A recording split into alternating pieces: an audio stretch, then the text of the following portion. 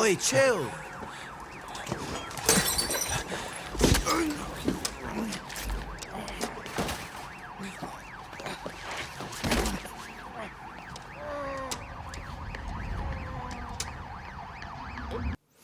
I really like the way he used the rhythm there with the fight and the telegraphing of it, or should I say, positioning of the camera from first person perspective of the fighter. Really clever cinematography. Again, one shot style, like he loves. Keep it flowing, keep it going.